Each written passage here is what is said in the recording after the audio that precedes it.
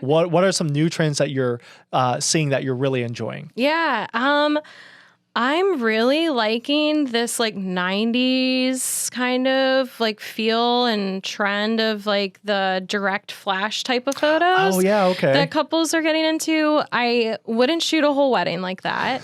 But it is really fun to see how like kind of incorporating it a bit into the reception and, you know, doing some separate portraits of them, especially with the trend of like, you know, at least the bride changing an outfit or, you know, one of the people getting married changing their outfits during the reception, things like that.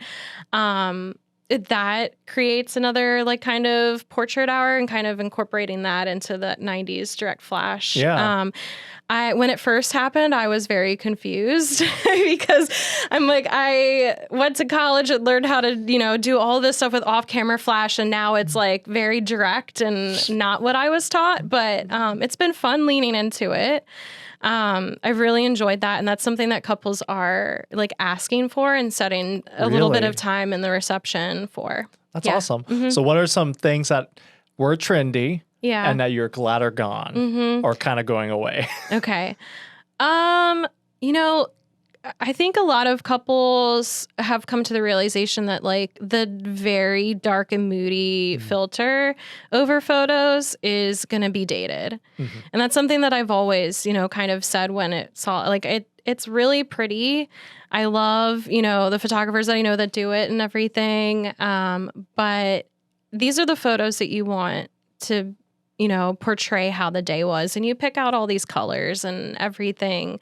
And to alter it for a certain mood or like what's trendy, I'm kind of glad that that is going out, because I'm finding a lot of couples now are like, I'm very drawn to a classic and timeless style. And that's been my thing since I started. And because I started in kind of photojournalism and everything. Right. So to alter that, you know, I thought was such a shame for a little bit. But yeah, I'm very ready to say goodbye to that.